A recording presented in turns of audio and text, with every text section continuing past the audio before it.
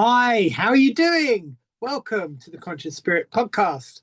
And today is Thursday, so that means it's your messaging day. So I'm going to do some cards in a moment and give you a fantastic message for this week.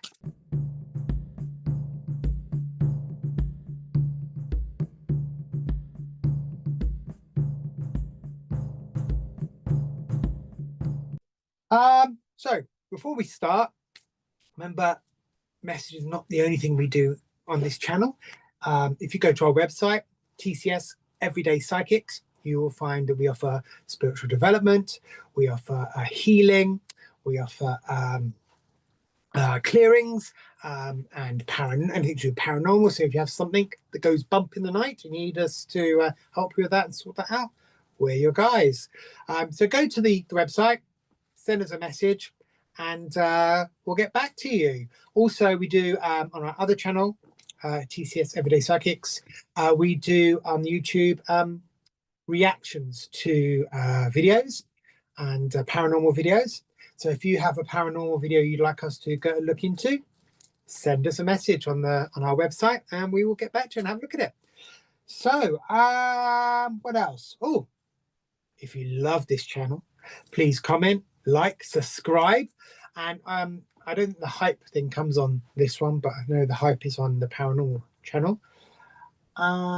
If you can, if you like it. And if you'd like to send me a comment, that'd be fantastic. And whatever resonates, whatever you take from this messaging will be fantastic. So what's going to happen now is you're going to get 3 cards.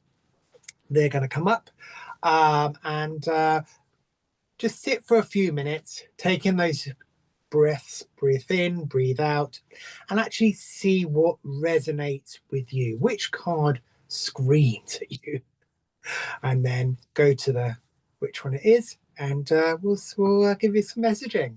Okay, so here are the cards.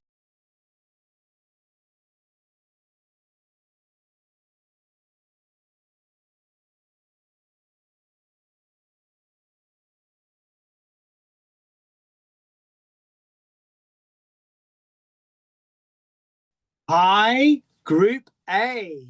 So you chose this card. You see it, and this is from the cards are from the Folklore Oracle, and we've got walking, and the main subject is there's a little at the bottom here. It says whose voices are raised alongside yours. So whose voices are raised alongside yours?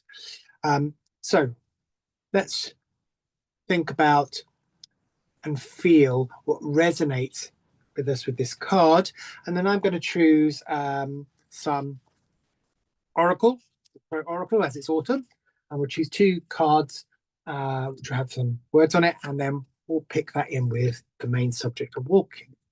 Now, in the walking card,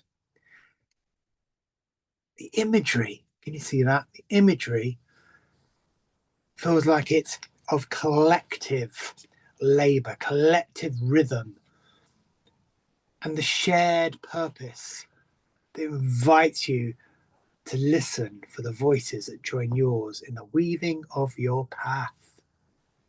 That's a bit too deep. Weaving of your path. And as you can see, there, they've got the fabric and stuff like that here. I mean, I feel this card calls you to acknowledge the chorus around you. And that would be family, community, ancestors, and even those who may not speak in your language, but whose energy and intention support your efforts. So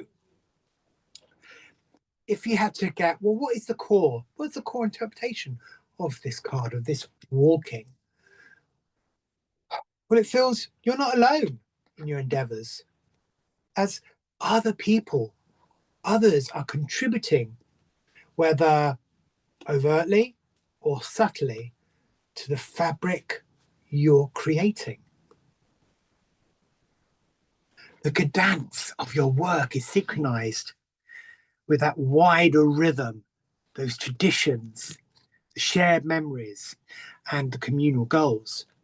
And your voice is being amplified when you tune to the harmonies around you, the silence, the nods, and acts of solidarity as much as explicit encouragement.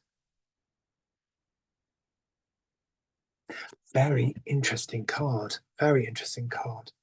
So, what guidance can I give you with this card?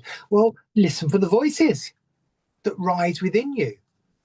Listen to your mentors, your peers, your family, your elders, and even the collective memory of your community. Why don't you honor the collaboration? Invite input, credit collaborators,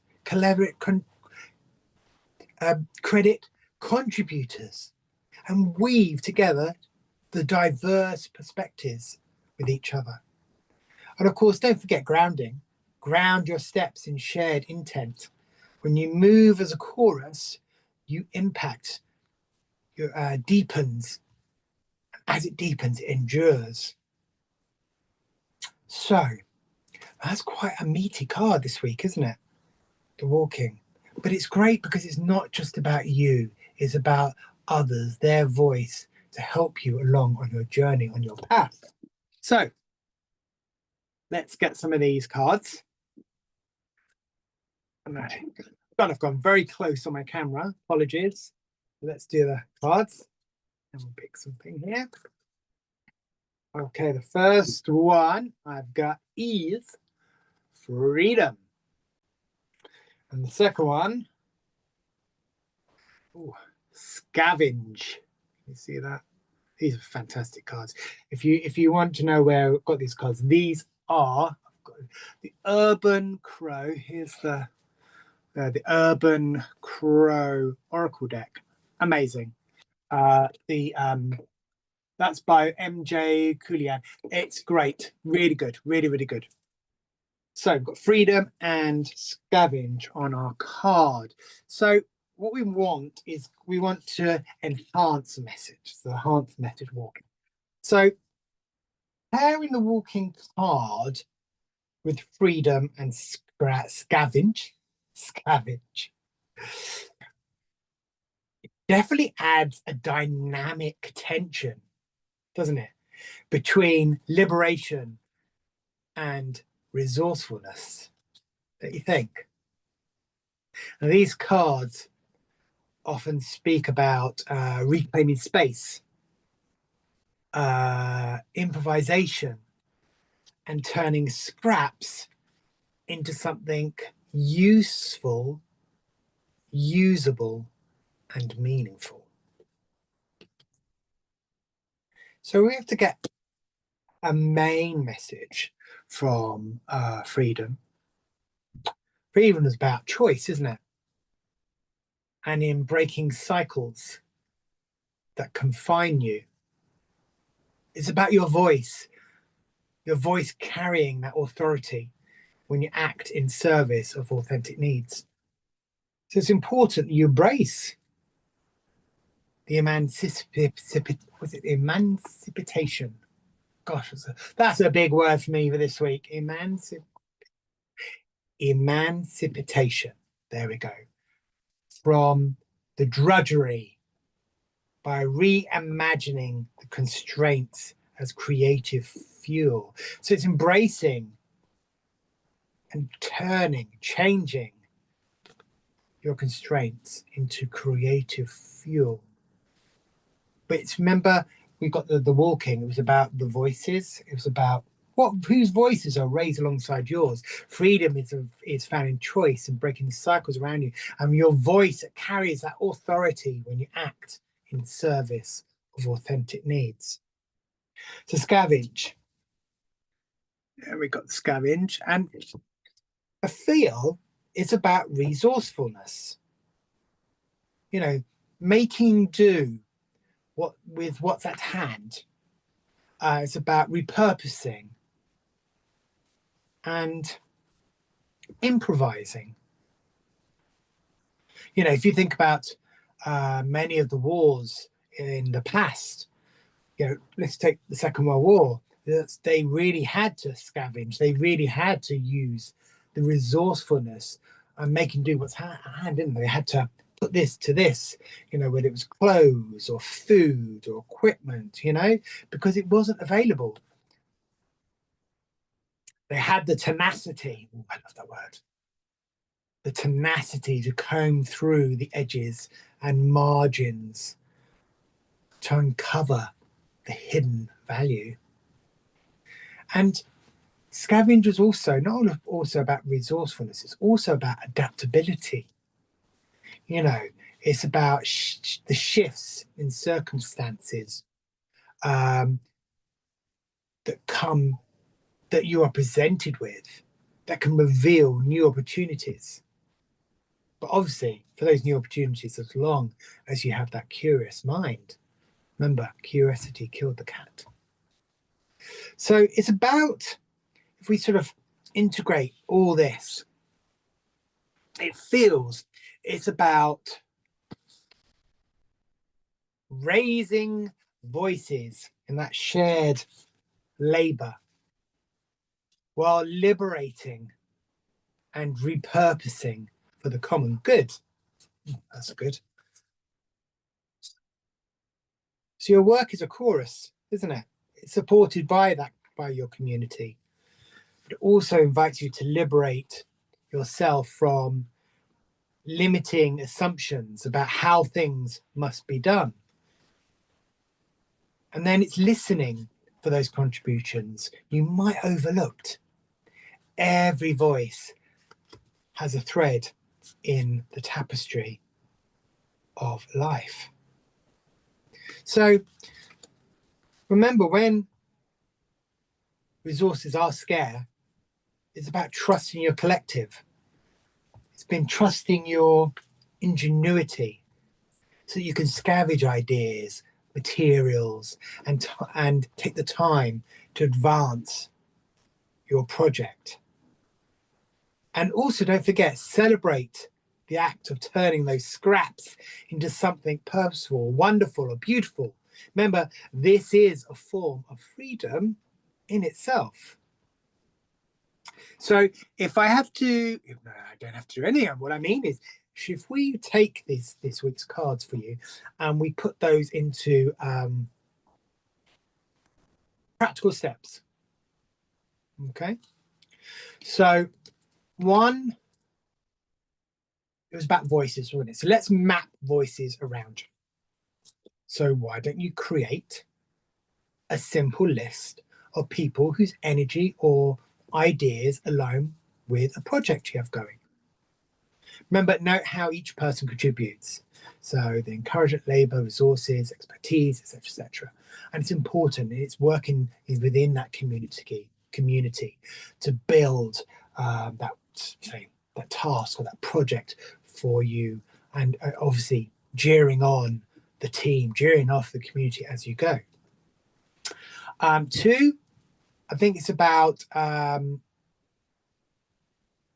establishing collaborative cadence. And so that's about setting regular check-ins, or circles where the voices are heard and credited. Remember, use a shared space, like a digital board or notebook, to track the contributions. So it's being that collaborative space. It's very important. And then don't forget, it's about liberating constraints. So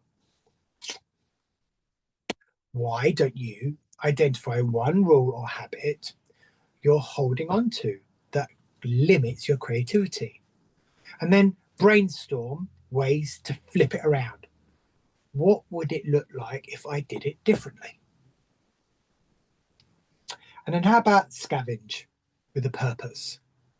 Why don't you this week inventory available resources, so time, material, skills, and categorize those quick wins?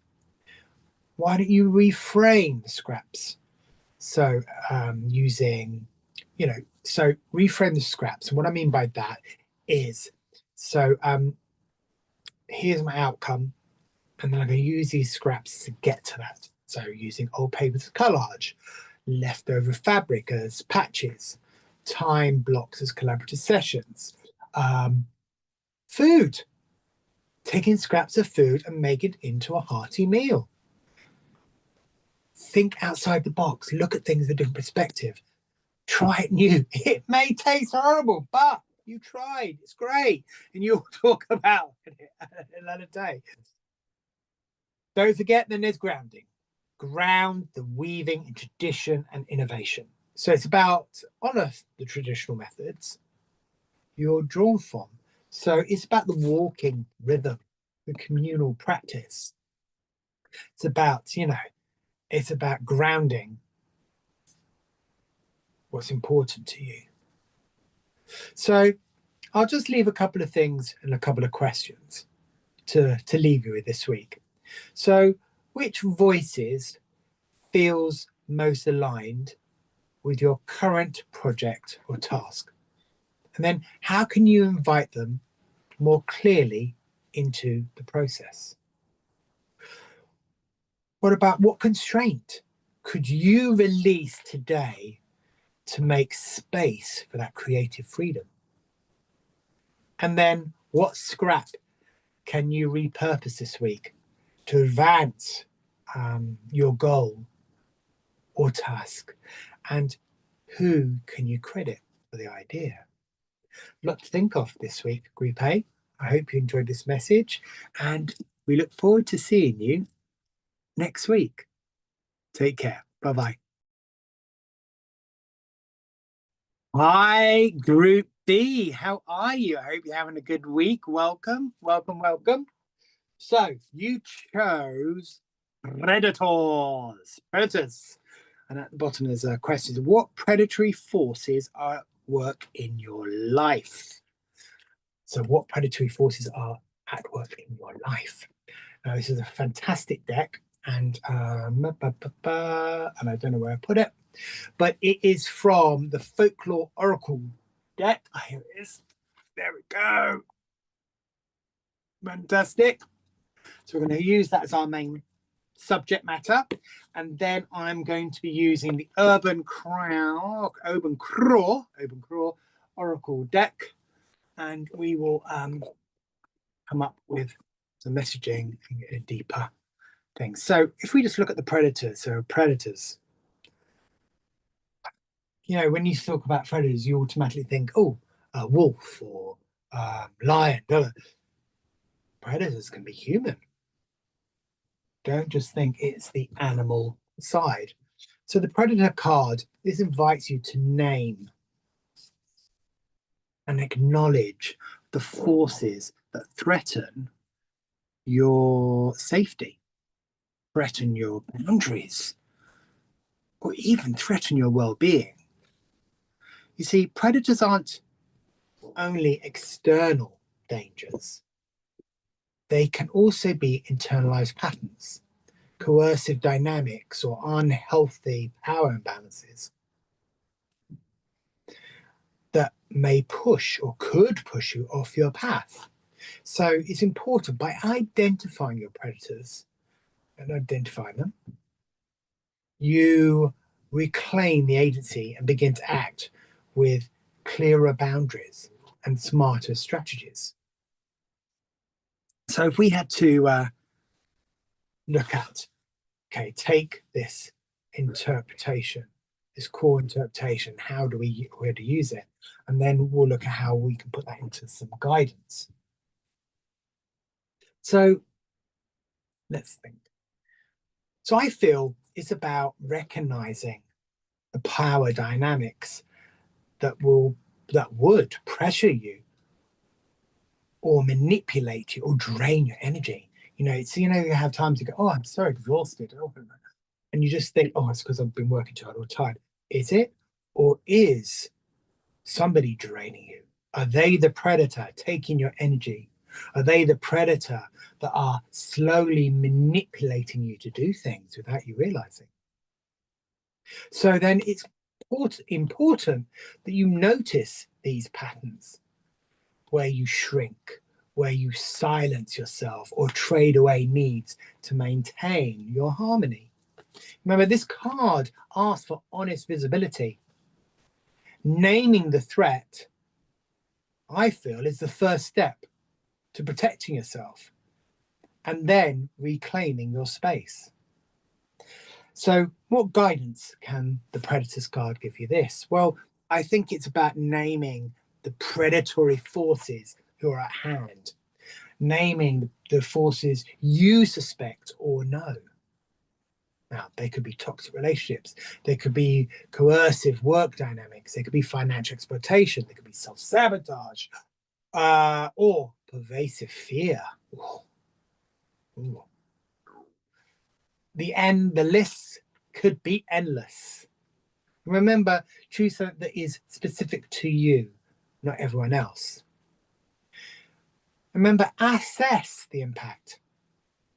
It's about where, how, and how long have these forces influenced your choices. And then move toward boundaries and safety. So communicate limits. It's about seeking support when you need it, and then creating those practical protections or that practical safety net. There we go. I prefer safety than protection. So safety net. So we've got these, and what I'm going to do now is I am going to choose 2 cards from the Crow Oracle deck that will help us enhance the message for this week. Okay, first one I have is Bond. And the second one I have is Waterproof. Interesting. So with this, we have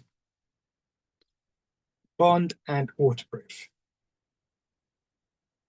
Sorry, apologies if the camera's going in and out. It's my camera, so it's sort of it's focusing. It goes in and out. You're like, oh my gosh, so apologies.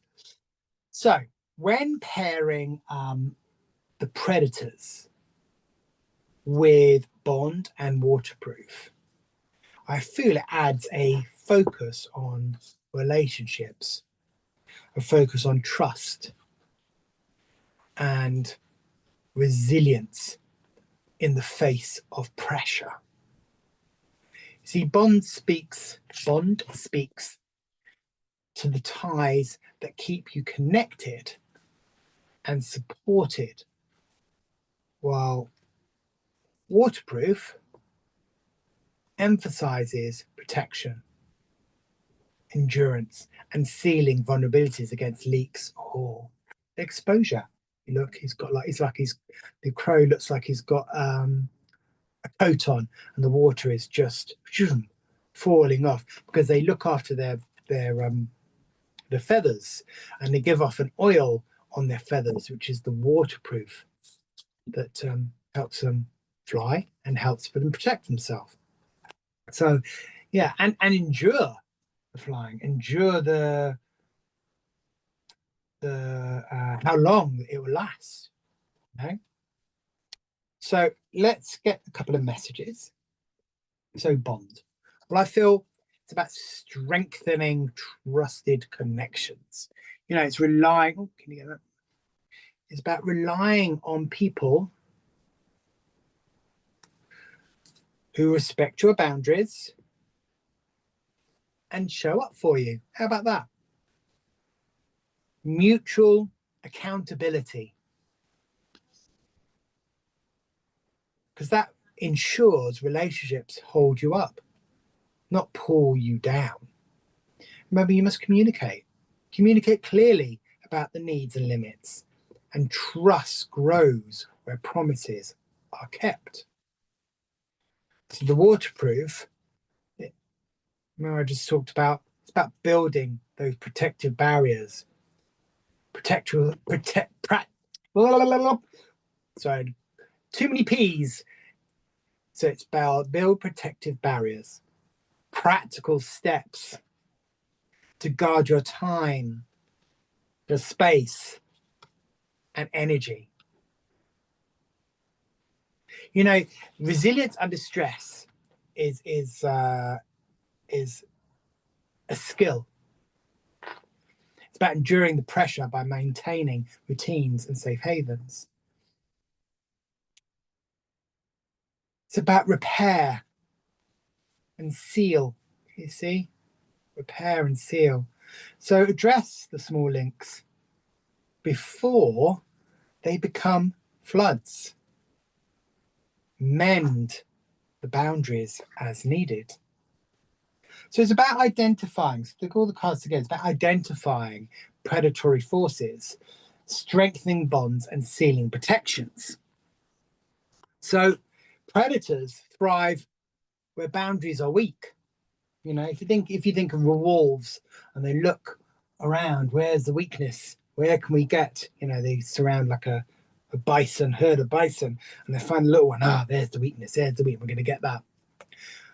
So predators thrive where boundaries are weak, and by naming them, for example, because this predator could be a human, you empower yourself to reinforce your protected spaces.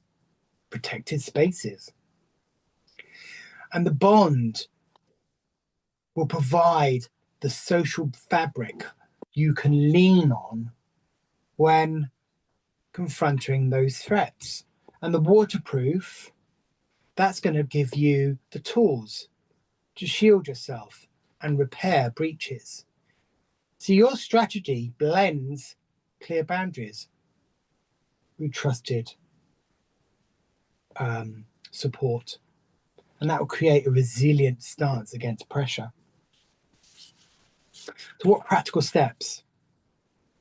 What practical steps can we use this week? Well, we just said it's about identifying the predatory forces. Why don't you list this week top 3 pressurers in your life? So that could be a toxic relationship, an explorative workload, persistent manipulation, and note how each exerts pressure on you, on your choices, or on your well-being. And what are you going to do to ensure that that doesn't carry on? So why don't you map your protective bonds? List people or communities you trust to support you. So you're not manipulated. So you can help get out of that toxic relationship. So you're going to need to rely on friends, family, mentors, colleagues to help you, because you will rely on those you've got that strong bond with to help you get through this. So it's important then to define what you need from each bond, what each person, that emotional support or accountability, or what practical help they can give you. And then you want to strengthen the boundaries, strengthen those bonds. So it's about creating concrete boundaries. Set limits on times, topics, or access, and practicals. And don't forget to practice saying no. It's very important. It's very hard, because everybody wants no. Well, why? And remember, you don't have to give a solution. You don't have to give an answer. Okay? If you can, because I'm too busy, or I have another engagement, yes, but don't have to give a reply.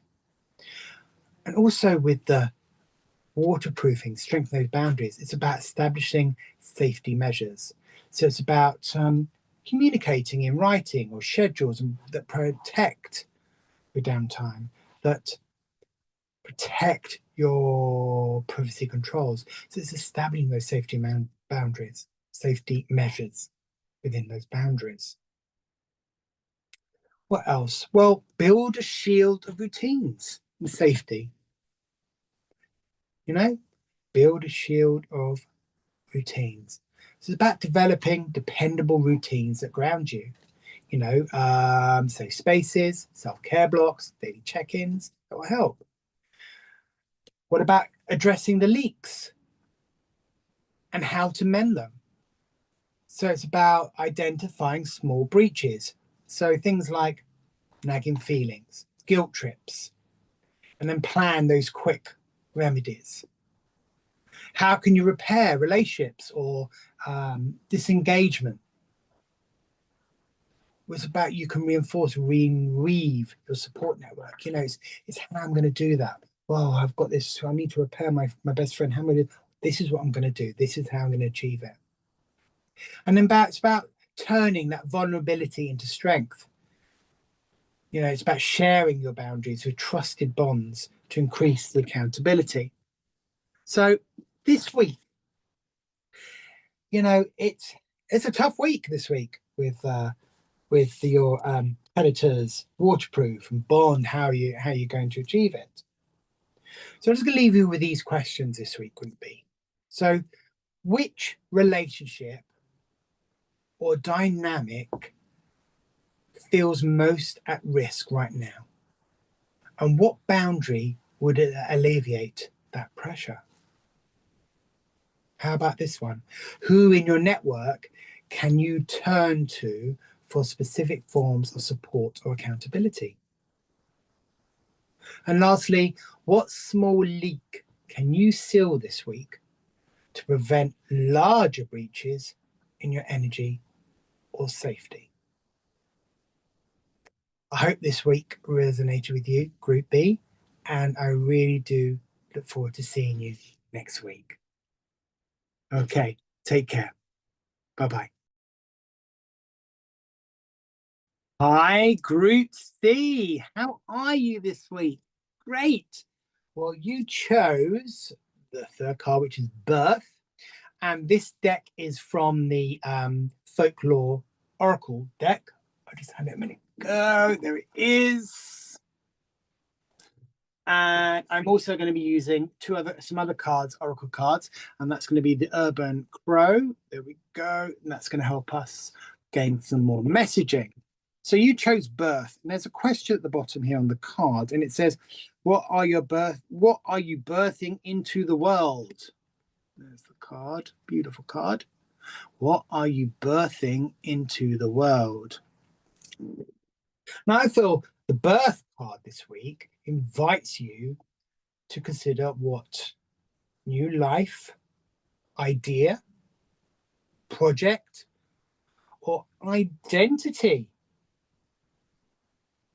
you are bringing forth. Remember, birth is not only about a candlelit newborn. Do you like that? It's also encompasses creative projects, new roles, habits, or ways of being. Roles or ways of being.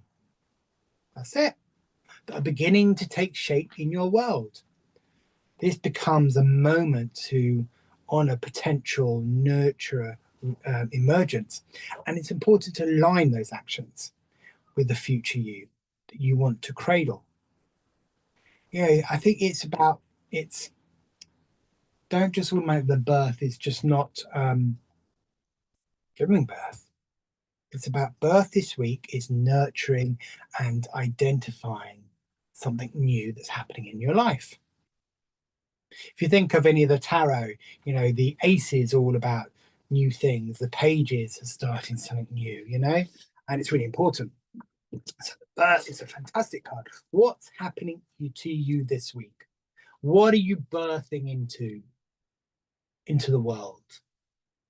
So if we had to use them, sort of interpret this card, the core meanings of the card, well, emergence, something new is ready to come into presence. So it's about giving it space, giving it time, giving it nourishment to grow. Potential and care. How about that? See, birth requires intention, support, and steady tending, especially through those growth cycles. And the timing Well, it's about timing and readiness, isn't it? Access what needs to mature a little longer, and what you can do to actively cultivate it now. So let's look at some of the guidance. So what do you think, what guidance can I give you this week? Well, it's about name what you're birthing, isn't it? What project or skill? Is it a relationship? Or is it a shift in identity? Or is it a shift in a new routine? So first you need to identify what you're birthing. And then it's about creating a nurturing container.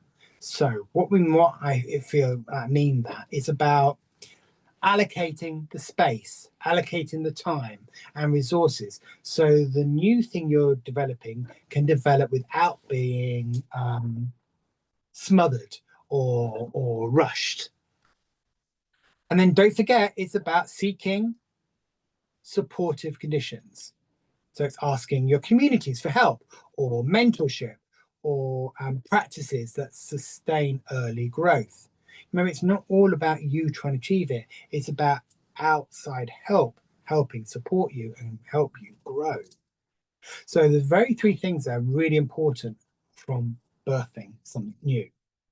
Okay, so we're going to take the Urban Crow Oracle, and I'm going to pick some cards for you. I'll pick 2 cards, and it's going to help enhance the message. Okay, so what we do.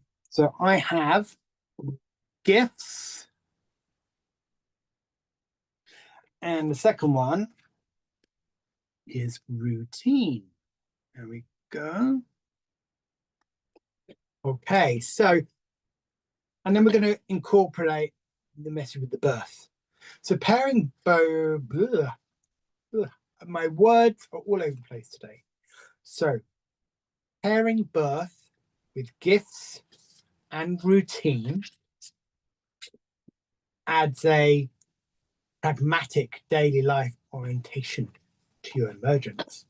See, gifts speak to the inherent value others recognize, don't they, in your new ventures, while the routine, I feel, it anchors the birth process in consistent but sustainable practice. So the gift speaks to the value others recognize in your venture. The routine anchors the birth process in the sustainable practice. Interesting. So core message from gifts. Well, your new thing has inherent value. So cultivate confidence in its growth. Recognize and invent the unique talents, your gifts, so that others can bring support to the birth of your project. Remember, gratitude and acknowledgement attract resources and collaborators. Remember your gifts. Don't just think it's gifts like a shopping bag or something. You know, the gifts could be what you do. You bring gifts. It could be your spiritual gifts. It could be, you know, giving people support through your gifts. If you do tarot, there's an example. Giving people support through your wisdom, through the tarot, through your knowledge. So the core message from the routine, routine, it feels like it's consistency, isn't it? Consistency wins the early days. So it's about establishing simple daily practices that will help nurture your growth. Small, repeatable actions, they will create reliable momentum. And within that structure, reduces doubt. Because predictable rituals around your project will build trust in your process, in the process. So it's about nurturing a new creation you're putting together with valued gifts and steady routines. You know, we, me, everyone, we are carrying something meaningful in this world that can benefit from trust. And it's really important that it's worthwhile and invites support. You know, it's important to establish daily habits that sustain those birth process, and while remaining open to the gifts others offer as your project matures. So what practical steps this week? What practical steps can I put in place? Well, firstly, you need to name your birth. So write a clear statement of what you are birthing. So is it a clear project? Is it a new role, a personal practice? And note why it matters and who might benefit from it. 2, identify gifts and supporters. Why don't you list 3 to 5 gifts or resources you already have? So it'd be skills, networks, time, money, inspiration. Don't forget to identify the people who can contribute. You know, your mentors, your peers, your family, your mum, dad, collaborators, whatever they might be able to offer you. Remember, then you need to establish a nurturing routine. So with that routine, how are you going to do it? Well, create a simple daily or weekly ritual that's dedicated to the birth, dedicated to your project. So it's about, e.g., I don't know, 15 minutes of planning, 30 minutes of work, a weekly review, just as an example. Then you need to create a supportive container. Define the boundaries that protect the time and energy around your birthing process. And then invite gifts into the process. So reach out to potential supporters that have specific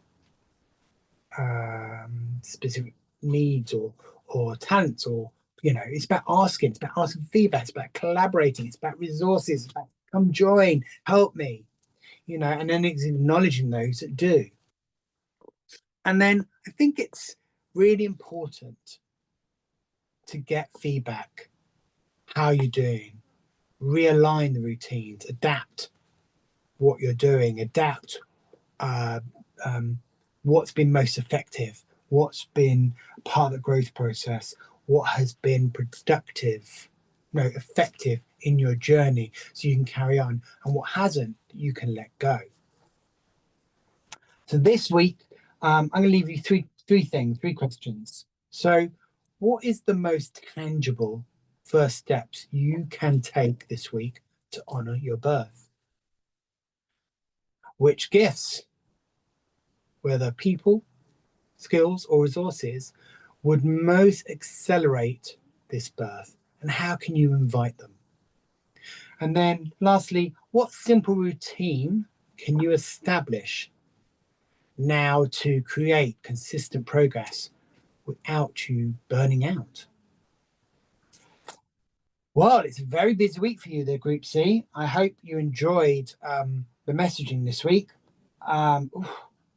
Busy. So I hope you enjoyed and resonated with you, and I will see you next week. So you take care and look after yourself. Okay, take care.